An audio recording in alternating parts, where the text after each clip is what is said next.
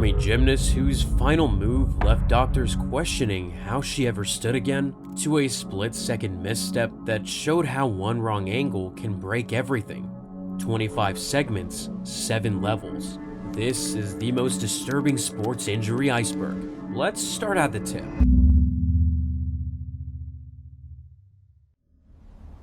Level 1. One step away from disaster. On June 4th, 2023, a single play at Target Field turned from a chance to tie the game into a moment that nearly stopped it cold. The Minnesota Twins trailed the Guardians 2-1 in the bottom of the 8th. 2 outs, 1 runner on third. At bat was Royce Lewis, 23 years old, returning from not 1, but 2 ACL tears in the same knee. For a player who'd already beaten the odds twice, what happened at first base made everyone wonder if fate was about to collect its debt. Lewis hit a soft grounder to third. Jose Ramirez fielded and fired across the diamond.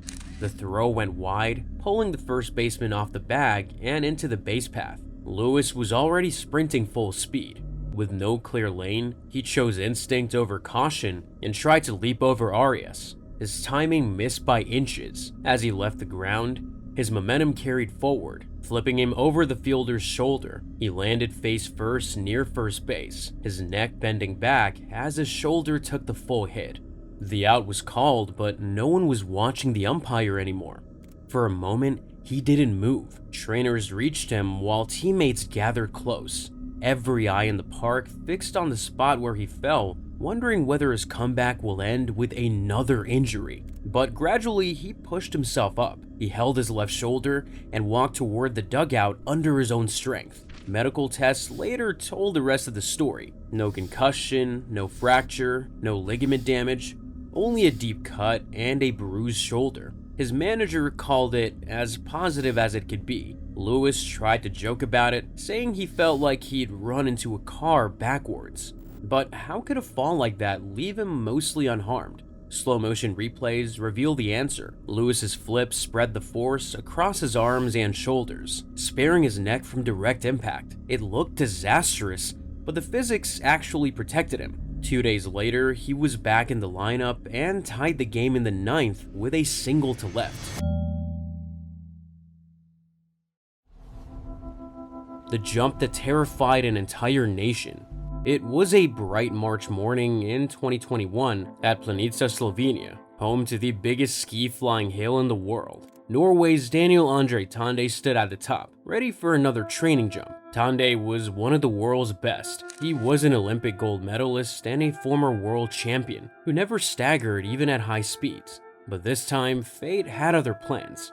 As he launched off the ramp, everything looked smooth. He leaned forward into the air, skis spread wide, gliding cleanly over the slope. Then, halfway through the jump, his left ski shifted slightly out of position.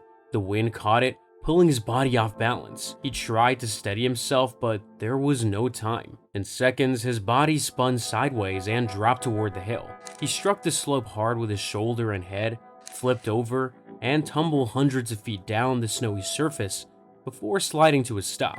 His body lay still at the bottom. When help reached him, he was unconscious and not breathing. They began CPR on the snow, inserting a breathing tube, and airlifted him to the hospital. Doctors found that he had a broken collarbone, a punctured lung, and serious trauma to his brain. His lungs had partially collapsed from the impact, and his brain had started to swell. To reduce the swelling and protect him from further injury, doctors placed him in a medically induced coma. 4 days passed before he woke up. The crash could easily have ended his career, but Tande refused to stop there. Months later, he began training, slowly rebuilding his strength and balance. Less than a year after the fall, he returned to competition and won a World Cup event in Holmenkollen. It was one of the most remarkable comebacks in ski jumping history.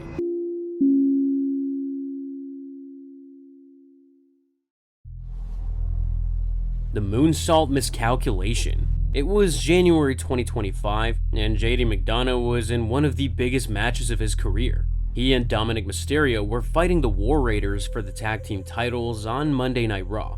JD was known for pushing limits. He had pulled off risky moves before, and this was his moment to make something unforgettable. Ivar was outside the ring, right near the announce desk, giving JD the idea to do something extremely dangerous.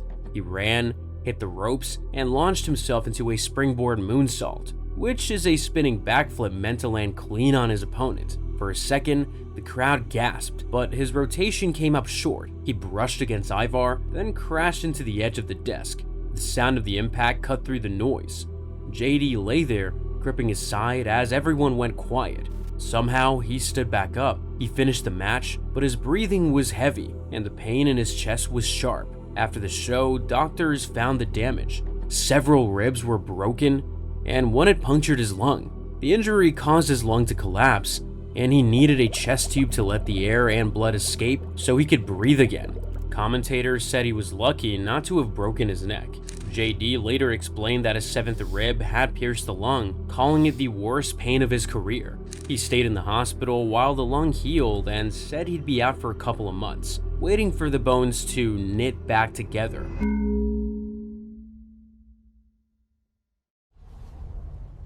The throw that stopped a stadium. On July 13, 2007, Rome's Olympic Stadium hosted the Golden League meet, one of the biggest events in athletics that year. In one corner, Tero Pitkamaki prepared for his next throw. On the other side, Salim Sadiri warmed up for the long jump.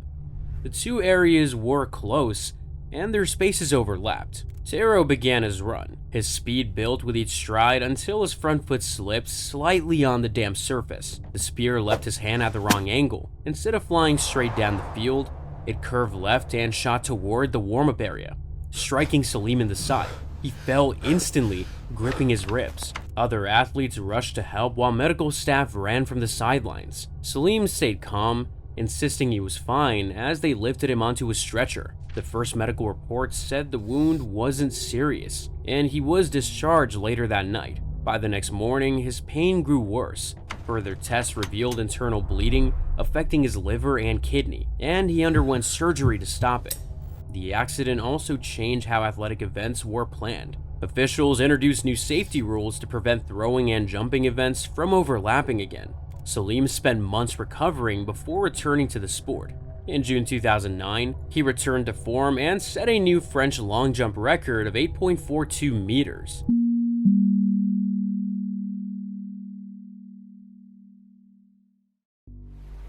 Level 2.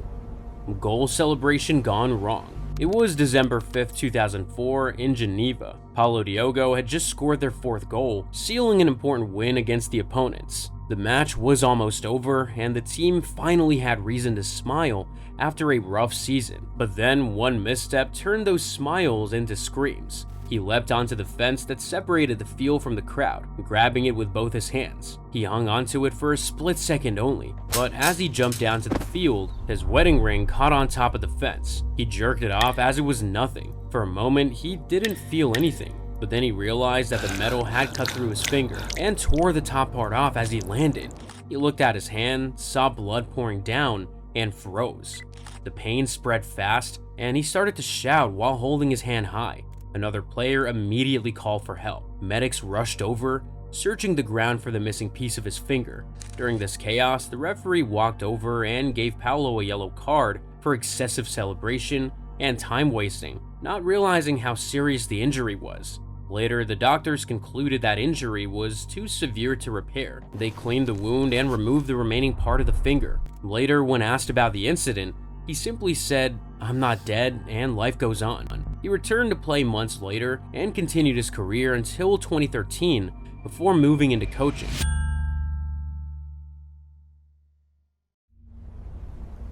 When WWE got way too real. The night of March 11th, 2022 looked like any other SmackDown show. Big E stood across from Ridge in a tag team match that had gone back and forth. They both knew what was coming next. They were about to perform a simple suplex that usually ended clean, but one mistake turned a usual stunt into a disaster. Ridge moved behind Big E and locked his arms around his waist. He lifted him high, expecting the usual arc. Big E prepared to hit the mat flat on his back, just as he had done for years. But the lift went too far. Big E's body turned slightly off center, and the control of the move slipped away. Instead of landing on his back, Big E came down on the top of his head. His neck folded sharply under his weight, and he stopped moving the instant he hit the mat. The sound of the impact cut through the arena as the referee rushed to him. Medical staff kept his neck still while taking him out of the ring on a stretcher. Doctors found 2 fractures, one in the C1 vertebra, called a Jefferson fracture, and another lower down. They said the injury was inches away from causing paralysis. His strong neck muscles had absorbed enough of the shock to protect his spinal cord. He didn't need a fusion surgery, which is often the case with that kind of break. Instead, doctors decided to let his neck heal naturally with close monitoring. From his hospital bed, Big E posted a short video wearing a neck brace, smiling and thanking fans for their support. I can move all my digits. You see that? That's nice. That's always a good thing. Strength feels fine, but unfortunately, right now they tell me my neck is broken. So there's that. But once again, thank you, everybody. I'm gonna be all right. I'll be good. Don't worry. Go to sleep. Don't worry about all me. But for real, thank you. And I appreciate all of you. Months later, he shared that his bones hadn't fully healed, and doctors advised him not to wrestle again. He said he felt fine, but accepted that returning could risk his health. He never blamed Ridge, saying accidents happen in a sport built on trust. If this iceberg has you hooked, like and subscribe to catch the next levels. Level 3. When the board fought back. It was the 1988 Olympics in Seoul, and Greg Louganis was already one of the best divers in history. He'd won gold 4 years earlier, and now the world was watching to see if he could do it again. Every dive he made looked calm and perfect, even under pressure.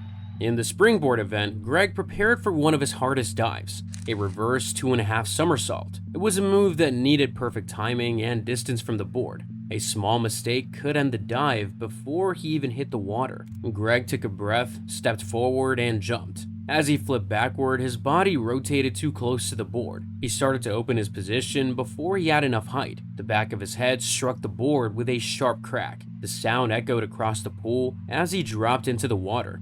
When he came up, blood spread across the surface. His coach and medics rushed in and helped him out. He had a deep cut on his head and a concussion. Doctors stitched the wound right beside the pool, 5 stitches in total. Everyone thought his Olympics might be over, but Greg refused to stop. Just minutes later, he climbed back on the board and finished his round.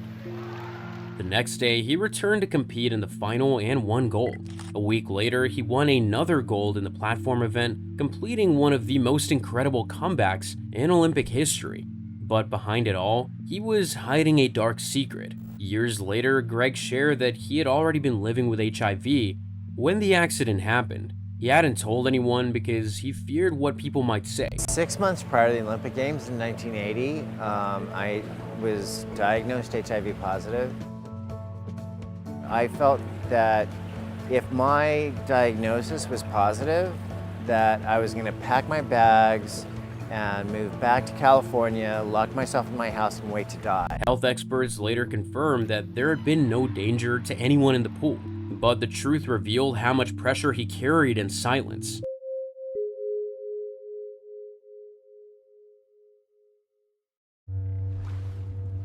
Tennis match became deadly. In the early 1990s, Monica Seles was unstoppable. At just 19, she was ranked number 1 in the world and had already won 8 Grand Slam titles. Her two-handed power shots and fearless play made her a new kind of champion, but the moment that made her unstoppable also made her a target. It was the Citizen Cup in Hamburg. Seles was leading her match and had just sat down on the bench for a short break between games. Everything felt normal and she was focused on the next set. That's why no one noticed a strange man moving closer behind the bench. Then, without warning, he stepped out from behind the seats and stabbed her. The knife pierced her upper back, missing her spine by less than 2 centimeters.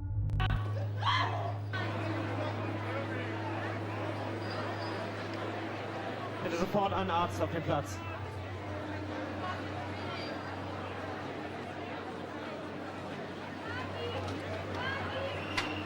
Celeste screamed and fell forward in shock as people rushed towards her. The attacker was caught instantly. His name was Günter Parch, a 38-year-old diehard fan of Steffi Graf. He later told police that he wanted to help Graf regain her #1 ranking by forcing Celeste out of competition. Doctors treated Celeste's wounds, and within weeks, the physical cut had healed.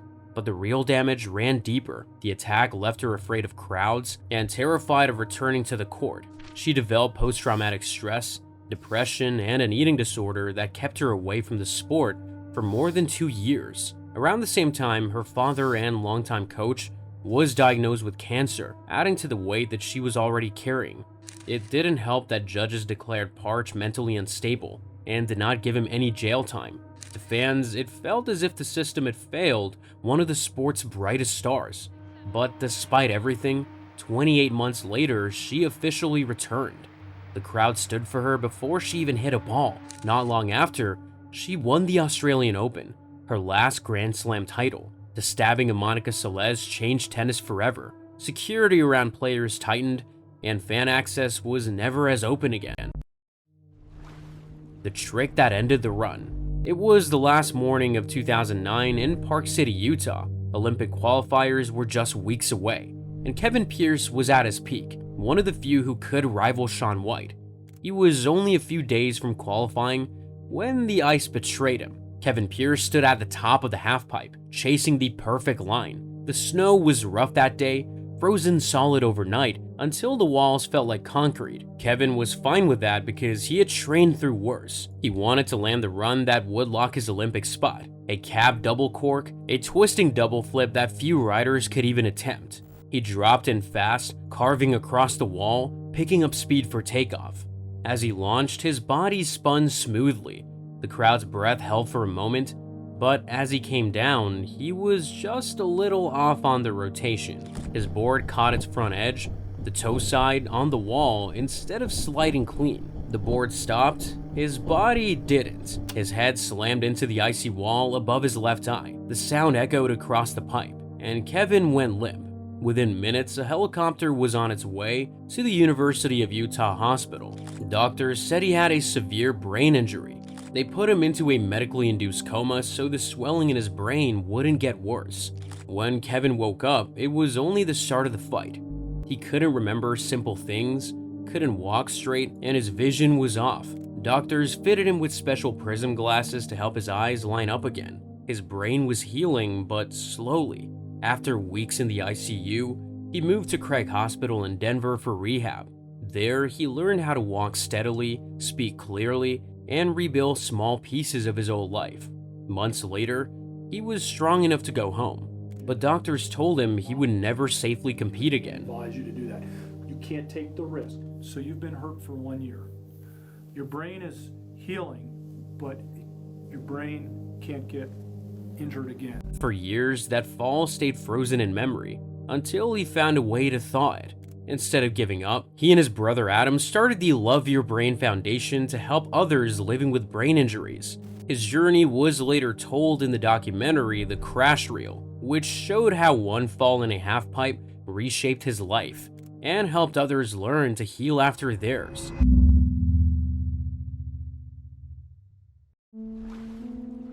An NBA debut that ended too soon. Boston hadn't seen a championship in almost a decade. Fans were desperate to see their team rise again. In the summer of 2017, the Celtics made a bold move. They signed Gordon Hayward for $128 million, a 4-year deal that was meant to change everything. He had just come off his best season in Utah, and everyone believed he was the missing piece.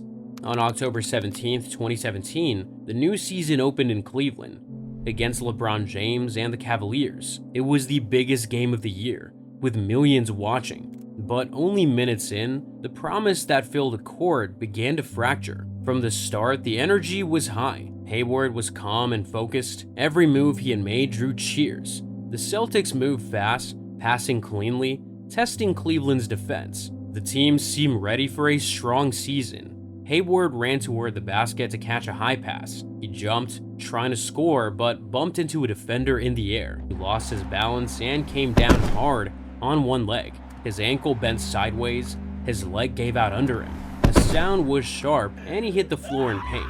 Players around him waved for help right away. Within seconds, medics lifted him onto a stretcher and carried him off the court. His debut night was over in just 6 minutes. Doctors said that he had broken his leg bone and dislocated his ankle. He needed surgery right away. The season moved on, but his recovery had only begun. It was slow and painful. There were moments when he doubted if he'd ever feel the same, but he kept going. A year later, he was back. He played again, scored again, and proved that he could still lead, but it was never the same again.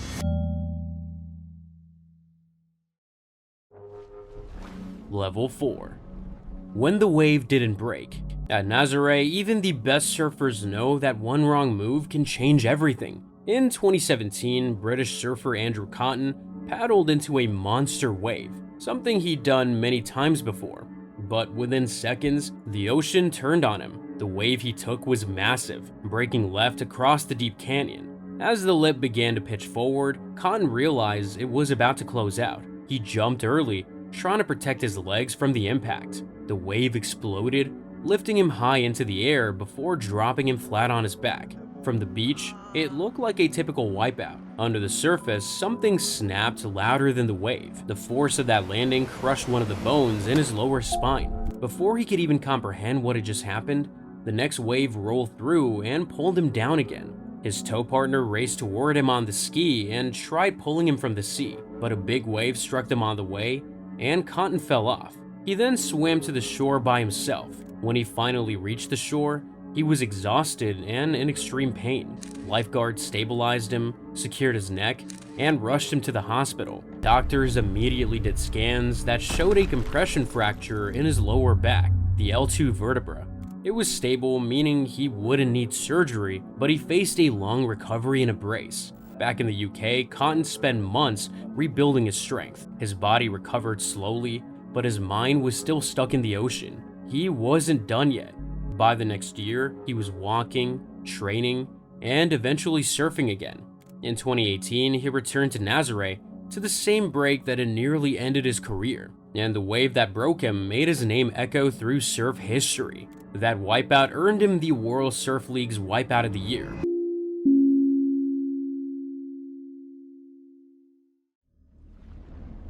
The takedown that took too much. For Emilio Olaya, wrestling was the center of his world. As a high school senior, he spent training for one goal, a shot at the OSAA State Wrestling Championships. On February 25, 2023, that chance finally came. At 17, Ayala stepped into the 165-pound bracket, chasing the title that would mark the peak of his high school career. It started as the biggest night of his season, but ended somewhere no one expected. The match began and both wrestlers started circling, searching for an opening. Then, in a takedown attempt, Ayala moved in quickly and wrapped his arms around his opponent's waist. The opponent tried to break free, and that struggle dragged them both down. But as Ayala hit the mat, his right knee bent in a way that it shouldn't have. He tried to stand, but the pain didn't let him. Trainers rushed in and helped him off the mat. At first, it looked like a bad knee sprain, but by that night, everything changed. His right leg had swollen to nearly twice its size, and the pain became unbearable. Doctors discovered that the twist had cut off blood flow to his lower leg. Pressure inside the muscles was building fast, crushing tissue from the inside. It was a rare emergency called compartment syndrome, and even with quick surgery, the damage was spreading. For days, doctors fought to save his leg, using IVs and emergency surgeries to restore circulation, but the tissue kept dying. 3 weeks later, on March 16th, they had no choice. To save the rest of his leg, they had to amputate the part below the knee. When the fight shifted from saving a leg to saving a life, he didn't flinch. He told his family it was just a bump in the road. Then he made a decision to donate his amputated foot to medical research, so that the doctors could learn from his case and help future patients. By using a prosthetic leg, he trained daily, walking for hours to regain balance and strength. Each step felt heavier than the last, but he took it anyway. A special virtual reality program designed by researchers at Oregon State University helped him reconnect nerves and relearn movements step by step. Through it all, Ayala never blamed his opponent or lost his love for the sport. I love it still. I don't have a grudge to it, you know. One thing I will say about wrestling is I never got to really talk to the kid that, my match happened with, and I don't know, maybe if he sees this or something, just want to let him know, I don't hold a grudge against him. It was an accident, and I hope all goes well with him. When prom arrived, he showed up in a suit and crutches, grinning for every photo.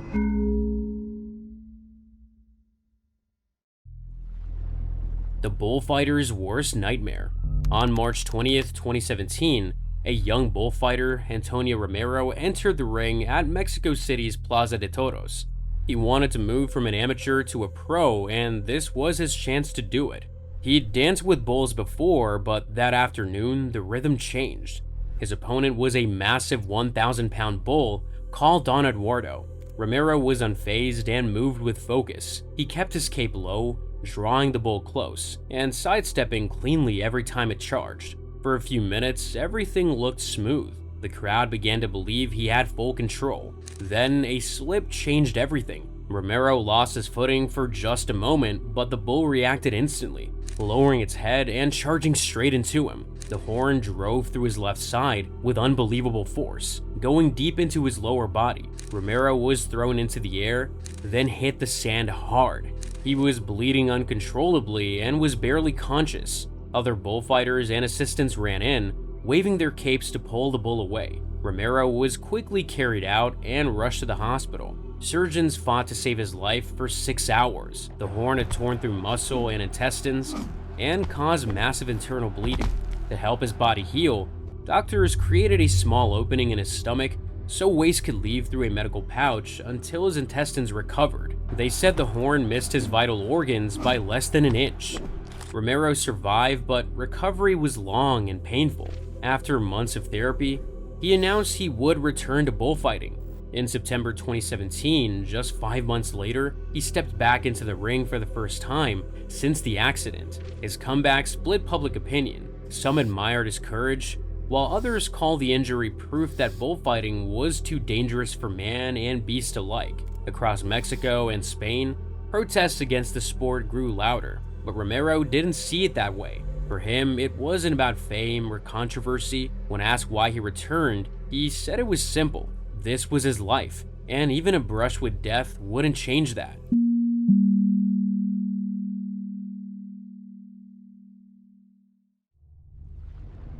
The swing that should have missed. It was September 6, 1976, in San Diego, California. The Los Angeles Dodgers were playing the San Diego Padres, and catcher Steve Yeager was waiting for his turn to bat near the dugout. The game was close, but it felt like any other night in a long season. Then his teammates swung and hit the ball off the edge of his bat. The pressure was so intense that his bat broke apart, and one sharp piece flew straight towards Yeager and hit him in the neck with full force. The impact tore deep into the front of his throat, cutting through tissue and damaging his windpipe and jugular vein. He collapsed, holding his neck. Blood started flowing fast, soaking his uniform. His teammates ran over and pressed their hands on the wound to slow the bleeding. Yeager was conscious but struggling for air. The team's doctor rushed in and made a small cut in his neck so that the air could reach his lungs again. It was the only reason he survived long enough to be taken to the hospital. Surgeons worked for hours to close the wound and rebuild the damaged area. The broken wood had missed a major artery by less than an inch. Yeager spent weeks recovering before he could talk and swallow normally again. By the next year, he was back behind the plate for the Dodgers, catching in the 1977 playoffs. But what came from his injury mattered even more. Yeager and the team's trainer created a plastic guard that hung from a catcher's mask to cover the throat. The design was soon made standard for every catcher in Major League Baseball.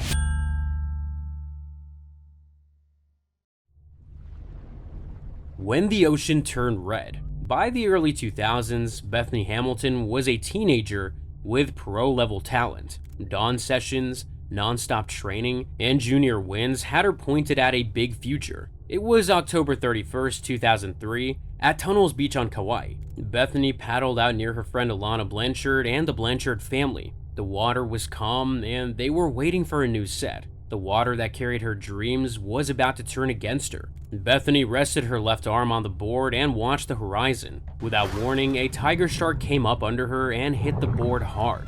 The bite was so powerful that it tore the board and severed her left arm just below the shoulder. The strike was over almost as soon as it began. Bethany was still in the water, fighting to stay on the board as blood turned the surface red. Alana and her father paddled straight to her. They pulled her onto a board and wrapped a compression bandage on her arm to slow the bleeding. After that, they headed for the beach as fast as they could. From there, she was rushed to the hospital for emergency care. Doctors later said she lost nearly 60% of her blood, but surgery stabilized her. In the days that followed, Bethany leaned on her faith and decided she wasn't done with surfing. 26 days after the attack, she paddled out again.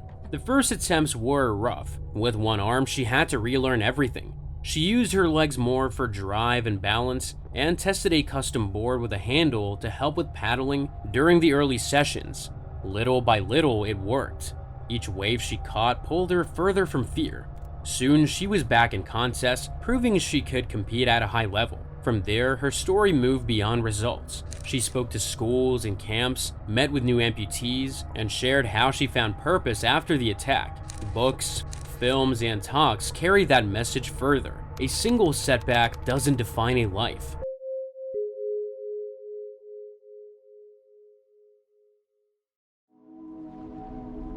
The fighter who wouldn't stay down. He had been fighting bulls since he was a teenager. By 2011, Juan Jose Padilla was one of Spain's best matadors, known for his fearless style and sharp timing. But confidence can blind a person faster than fear. Juan José Padilla también cumplía el picador. That October, he was performing at the Feria del Pilar in Zaragoza. The crowd had come to see him take on a bull called Marquez, one of the strongest of the night. Padilla looked calm as the banderillas began, the part of the fight where the matador runs close to plant two short sticks in the bull's back. He charged in for the move, but this time his rhythm was off. The bull spun faster than expected and caught him head on. The horn hit the left side of his face. It lifted him, turned him in the air, and threw him to the ground. He wasn't moving. Blood poured from his face as other matadors ran to pull him away. The horn had torn through his cheek and into his eye. Doctors worked through the night. They rebuilt parts of his face with metal plates and mesh. But his left eye was gone, and the left side of his face was paralyzed. Survival came with a cost that he could feel in every breath. For months, he couldn't talk or eat normally.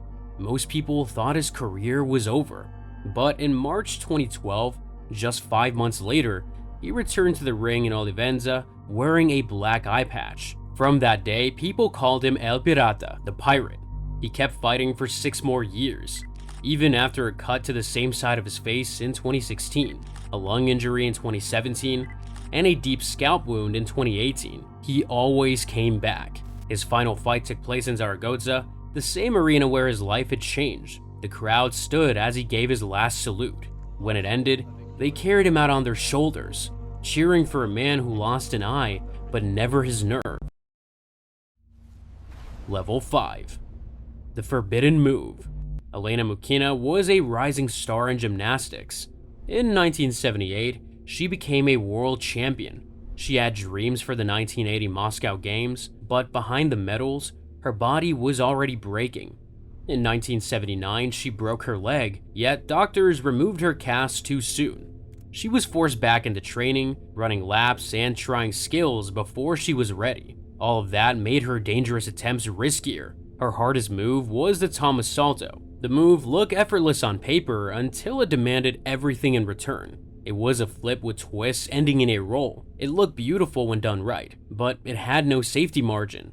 If you were short on spin or height, your chin hit before you could roll. That error was unforgiving. On July 3rd, 1980, at the Minsk Sport Palace, things went wrong. She started her run and pushed off the floor for her flip. Mid-air, she turned, but the rotation was short. She came down too low. She landed shin first. Her neck snapped back. She hit the floor hard. Immediately, she lost control. She could no longer move her arms or legs. Spotters called an ambulance. She was then taken to hospital alive, but her injuries were too severe. She became quadriplegic, paralyzed from the neck down. She lived many years like that. On December 22, 2006, she died from complications caused by her paralysis. Her body stopped, but her story didn't. For years, people believed the accident had happened on uneven bars or beams, but later the truth came out. It was floor and a failed Tomasalto. Her coach was not there that day. The lessons from her crash forced gymnastics to change. The Tomasalto and floor routines was banned. Safety and rules were rewritten to protect new generations of gymnasts.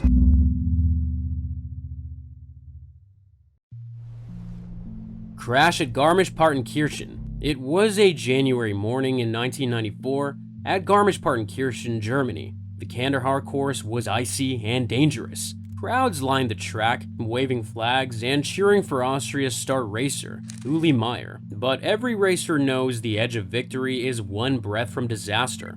She was 26, a two-time world champion and a mother. The race was part of the World Cup season, one that could push her to the top of the rankings. The pressure was high, but she looked calm. Her little girl waited near the finish, hoping to see her mother win. Uli launched from the start. The first turns were smooth, her skis slicing through the ice. Her time was strong and she could feel a podium finish coming. As she approached the finish, the slope narrowed and the snow got rough. Her right ski caught an edge in that difficult section. She pitched forward and lost control. At that speed, there was no time to recover.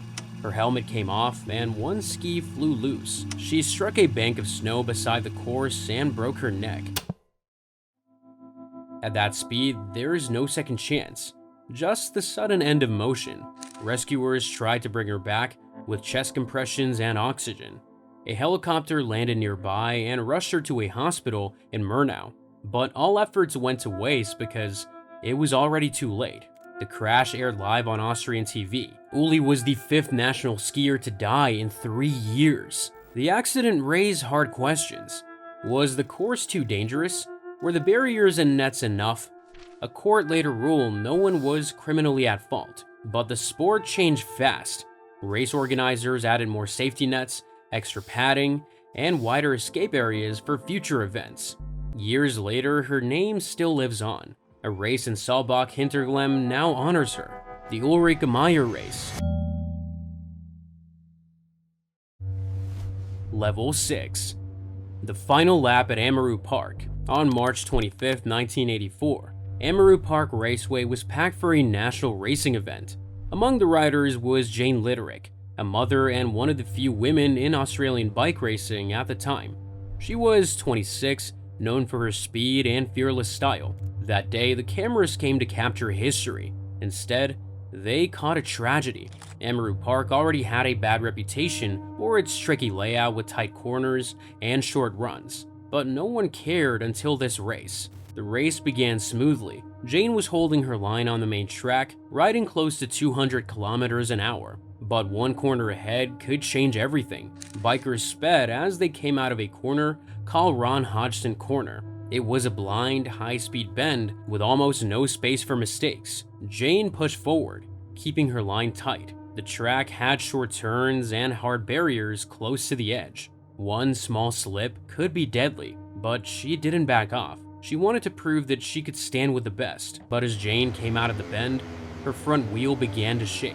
The bike lost balance and drifted towards the edge. She hit the barrier at full speed. The impact was brutal. The bike shattered, and she was thrown across the track. 2 riders behind her had no time to move and collided with the wreck. Jane's injuries were too severe. She passed away instantly. The track went quiet, but her crash forced the sport to listen. After the crash, racing officials looked hard at what went wrong. The racing body stopped events there until changes were made. To slow things down, they built a chicane, which is a small set of turns added before the straight to make riders brake and steer sharply, cutting their speed. Jane's crash pushed track owners to improve safety, not just at Amaru but at other raceways too.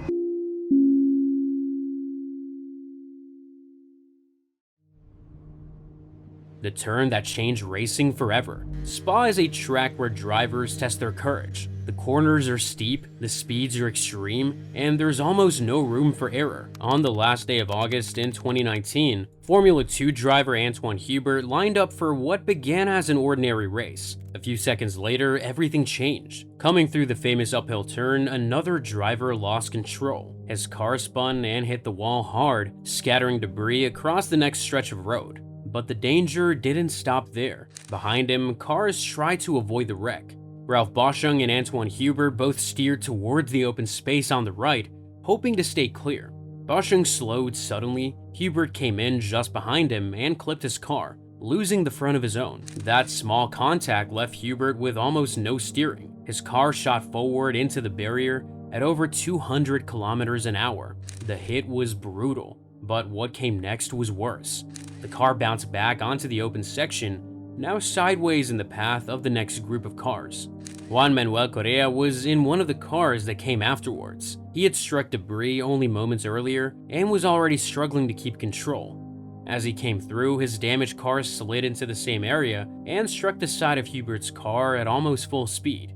The force was enormous. Both cars broke apart, scattering pieces across the track. Marshals rushed in as yellow and then red flags were shown. A small fire appeared under Correa's car, but was quickly put out. Within seconds, medical teams arrived at the scene. Correa was alive but badly hurt, with serious leg injuries. Hubert did not survive. 15 seconds of racing had changed the sport forever. Investigators pieced together the entire crash. The report found no single mistake, no equipment failure, and no delay in rescue. It was a mix of bad timing, heavy debris, and extreme speed. Correa spent months in recovery, learning to walk again after multiple surgeries. The FIA used what it learned from the crash to strengthen safety standards across racing, improving side protection, barrier layouts, and response systems.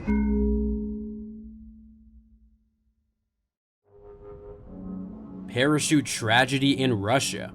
It was a clear June morning in 2024 at a small airfield near Putilovo in Russia's Leningrad region. A group of skydivers climbed into a twin-engine plane for another training jump. Among them was Andrei Begma, 38, from St. Petersburg. He had done this hundreds of times before. Calm, confident, and focused. He had more than 360 jumps on record and was helping others train that day. But in skydiving, control lasts only as long as the air doesn't betray you. The group jumped from about 13,000 feet, planning to form a circle in the air before breaking off to open their parachutes. At first, everything looked perfect. The sky was clear, the team spread out, and Begma's body position was steady. But seconds later, something went wrong. When Begma pulled his main parachute, it twisted and failed to open fully. The lines tangled, wrapping around themselves. He spun faster and faster as the ground drew closer. He tried to fix it, but the canopy stayed locked. Following procedure, he reached for his backup, but the ground was already rushing up. The second parachute opened too late. He hit the ground at high speed. The impact was so strong that Begma was gone before the medics could reach him. The whole fall was recorded on his helmet camera. The footage showed him fighting to fix the lines, twisting his body again and again, trying to gain control. It lasted just over a minute. Investigators later said the cause was a malfunction in the parachute system. Some reports noted a possible error in how the reserve chute was deployed. Officials from the Northwestern Transport Prosecutor's Office began a review, while the Parachuting Federation of Russia offered condolences and promised to check every safety rule and piece of gear. Begma's friends said that he was careful and skilled. A woman who was supposed to jump with him that day changed her mind at the last moment, a decision that saved her life. The tragedy left everyone in shock. Even the most experienced skydivers were reminded that one small mistake or delay in the air can be fatal. In the days that followed, skydiving schools across Russia paused training jumps to inspect equipment and retrain crews.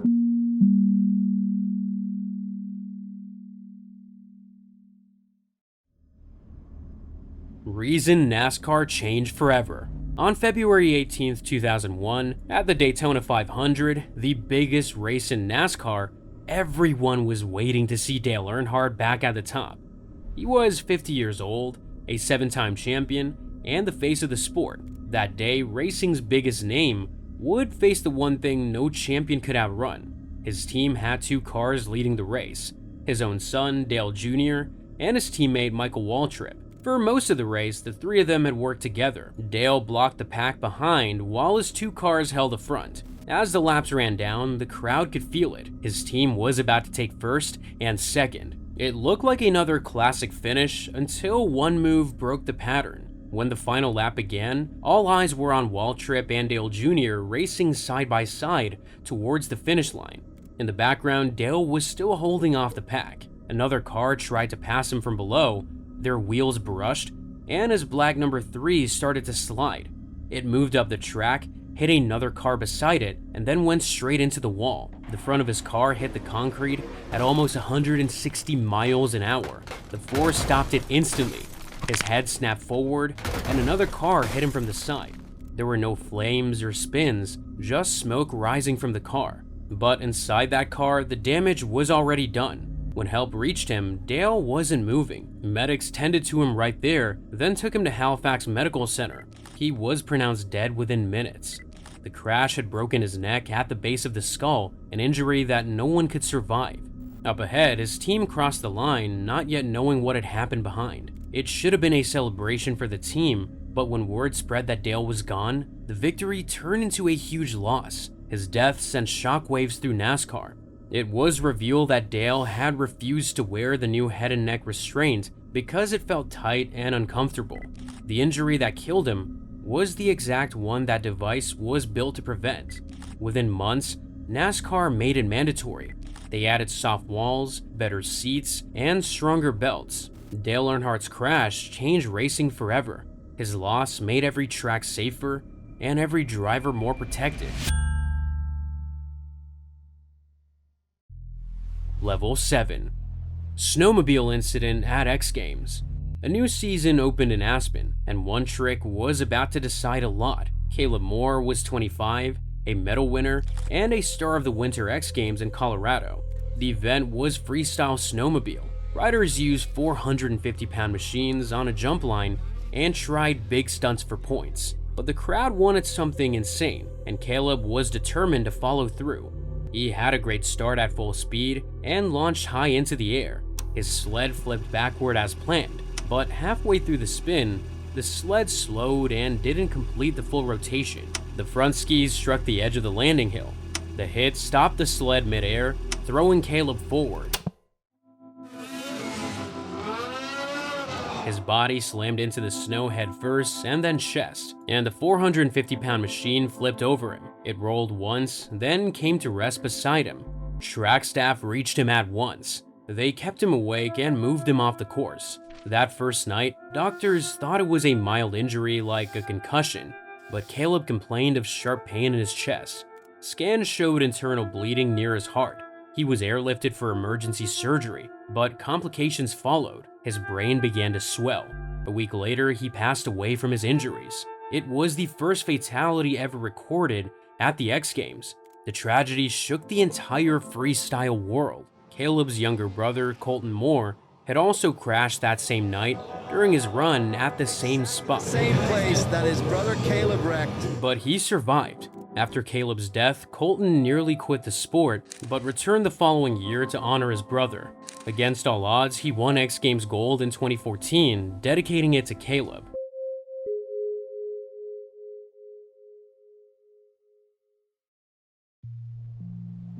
The Sheffield game no one forgot. It was late October 2023 in Sheffield, England.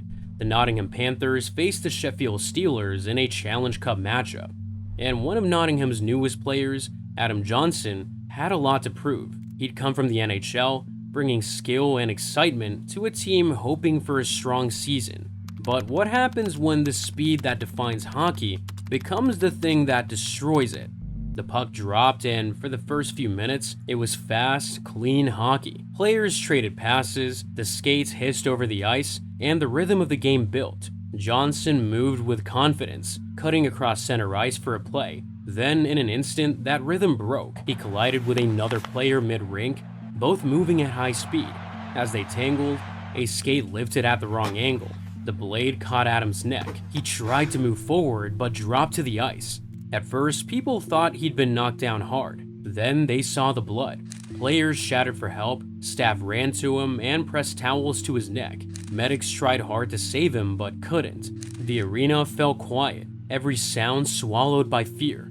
The next day, police opened an investigation because a death had happened during a live game. They reviewed footage and interviewed witnesses. The player whose skate struck Adam was arrested on suspicion of manslaughter, but later released with no charges after officials ruled it a tragic accident. The loss hit hockey around the world. Players, coaches, and fans shared tributes. The Panthers retired Adams' number, and games across the leagues held moments of silence.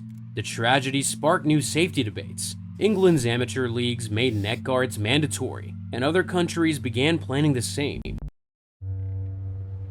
The net that didn't let go. It was January 1991 in Wengen, Switzerland. The Laberhorn downhill was only days away. It was one of the most demanding courses on the World Cup circuit. Among the young Austrians training that week was 20-year-old Gernot Reinstadler. He was fast, disciplined, and one strong race away from securing a spot among the elite. During the final pre-qualification run, the snow was icy and the speeds were extreme. But that day, the danger was stitched into the nets themselves. The section near the finish, known as the Finish S, was especially tricky. Two tightening turns taken at nearly 100 kilometers per hour. Gernot entered cleanly, body low, skis carving through the line. Each turn looked clean, and every edge steady until one slipped too far. As he came into the final curve, his balance shifted slightly, and the left ski veered towards the edge of the course. At that speed, even a small drift can turn fatal. His ski hit the safety net stretched along the side.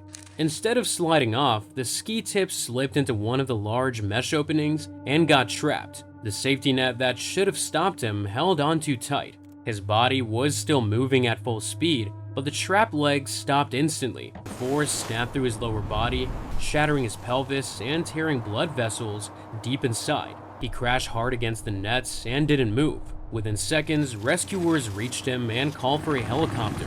Gernot was flown to Interlaken Hospital, where surgeons worked for hours. They transfused blood, trying to control the internal bleeding caused by the pelvic fracture, but the damage was too severe. The torn vessels kept bleeding faster than they could replace it. He died just after midnight on January 19th. By morning, the race was cancelled, and so was the illusion of safety. Skiers across the world woke up to the news that one of Austria's brightest young racers was gone. His death exposed a dangerous flaw in the old safety nets. Their large openings could trap skis and cause deadly forces instead of slowing the fall. In the years that followed, safety engineers redesigned the system. They added smaller mesh nets and layered them so skis would slide instead of snag. These changes spread across every major course in the world. Even today, when racers fly through the Finish S in Wengen, they still remember Gernot Reinstadler, the skier whose final run reshaped the way the sport protects its own. Keep watching with our video on the worst sea disasters, linked on screen.